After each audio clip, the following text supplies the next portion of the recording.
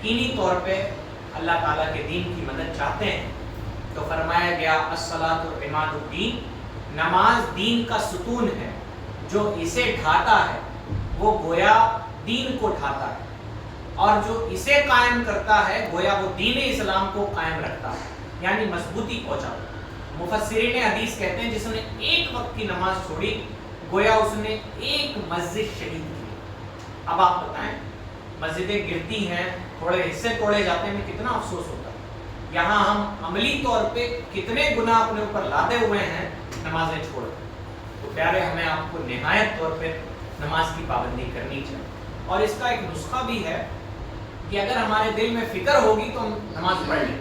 جیسے ایک بزرگ تھے نا، ان کے پاس کوئی آیا اور کہا کہ مجھے نبی پاک صلی اللہ علیہ وسلم کا دیدار کرنا، میں خواب میں دیکھنا چاہتا ہوں۔ انہوں نے کہا جاؤ خوب نمک کھانا 3 دن تک، پانی مت پینا، یا کچھ دن تک کہا نمک زیادہ کھانا اور پانی مت پینا۔ وہ آیا، جتنے دن بعد بھی بلایا تھا، تو انہوں نے پوچھا خواب میں کیا دیکھتے ہو؟ کہا پانی۔ انہوں نے کہا تمہیں سمجھ آئی بات؟ جب کسی چیز کی طلب بڑھتی ہے تو خود بخود وہ چیزیں خواب میں آنے لگتی ہیں، ہے نا؟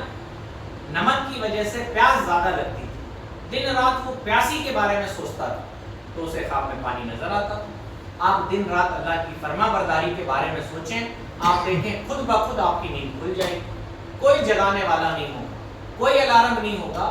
آپ رات میں اللہ سے دعا کر کے، ڈر کے، کاپ کے، رو کے، گڑ گڑا کے سوئیں کہ یا اللہ میری نماز تو توفیق عطا فرما۔ کوئی شخص اپنی طاقت سے نیکی نہیں کرتا بلکہ اللہ کی توفیق سے نیکی کرتا ہے، ورنہ ایک بزرگ نے لکھا ہے کہ یا اللہ تو مجھ سے ناراض ہے، میرے پاس مصلی بھی ہے، لوٹے میں پانی بھی ہے، اور جسم میں طاقت بھی ہے، پھر بھی میں نمازیں نہیں پڑھتا۔ اب آپ سوچیں، ہمارے وہاں کیا ساری سویدھائیں نہیں؟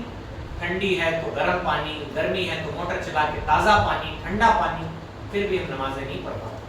تو آپ بتائیں کہ کس وجہ سے اللہ ہم سے ناراض شاید ہو چکا؟ تو ہمیں اپنے رب کو منانا چاہیے، اور دنیا آخرت کی بھلائی بھی اسی میں ہے۔ تو پہلی بات کہ نمازوں کی نہایت طور پہ پابندی کیجیے، اور دوسری بات یہ کہ اپنے اخلاق درست رکھیے مخلوق کے ساتھ۔ بندہ اللہ کے حقوق میں گرفتار ہوگا تو یہ اس کا حق ہے، وہ چاہے گا معاف فرما دے، اور وہ معاف کرنے والا ہے، یقیناً معاف فرما دے۔ مثلا کسی نے نماز چھوڑی اور اللہ کی بارگاہ میں توبہ کر لیا، اور اس نماز کی قضا بھی اس نے کر لی، تو اللہ تعالیٰ معاف فرما دیتا۔ وہ نہایت رحمان ہے، کوئی آنکھ سے روتا بھی نہیں ہے، صرف دل میں اس کو شرمندگی ہو جاتی ہے کہ یا اللہ میں نے زندگی میں ایک بار چوری کی تھی، میں بہت شرمندہ۔ فرمایا گیا الندم توبہ، شرمندگی بھی توبہ ہے۔ زبان سے کچھ نہیں کہا، اللہ معاف فرما دیتا ہے، اتنا رحیم رب ہے۔ تو اگر اللہ تعالیٰ کے حقوق میں کوتاہی ہوگی تو اپنے کرم سے معاف فرما دے، اگر آپ سچی دل سے توبہ کر لیں۔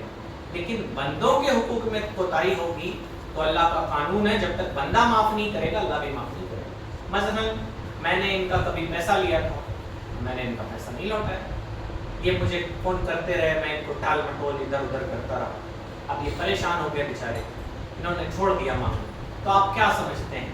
انہوں نے چھوڑ دیا تو آپ بچ گئے؟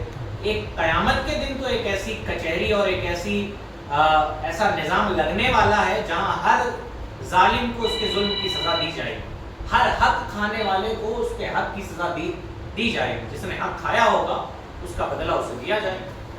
تو آپ یہ سمجھیں کہ ہم دنیا میں آ کے ایک اصول کے پابند ہو گئے ہیں، یا یوں کہیں کہ ہم اللہ کے عذاب کو اپنی طرف دعوت نہیں دے سکتے، اس کا عذاب نہایت سخت ہے۔ تو ہمیں لوگوں کے ساتھ اچھا سلوک، کسی نے اپنی بیوی پہ ظلم کیا، چلے دنیا میں وہ اس سے بدلہ نہیں بھی لے پائی، وجہ کیا تھی؟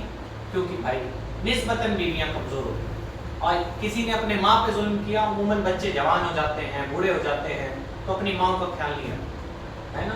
عموماً ہمارے معاشرے کی برائی سی ہو چکی ہے، یا ماں باپ کا حق ادا نہیں کرتے، تو پھر ماں باپ بوڑھے ہو گئے بیچارے، کیا کریں، ہے نا؟ تو پھر ماں باپ تو دنیا میں بدلہ نہیں لے سکتے۔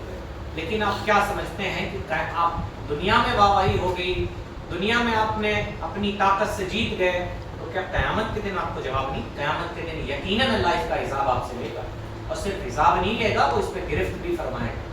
تو بندوں کے بارے میں نہایت محتاط رہیے، کسی کو اگر کبھی کسی کا دل دکھایا تو اس سے معافی مانگ لیجیے، معافی مانگنے سے عزت نہیں گھٹتی۔ اور میں نے یہ حدیث پڑھی نہیں ہے لیکن سنی ہے کہ نبی پاک صلی اللہ علیہ وسلم نے فرمایا اگر معافی مانگنے سے کسی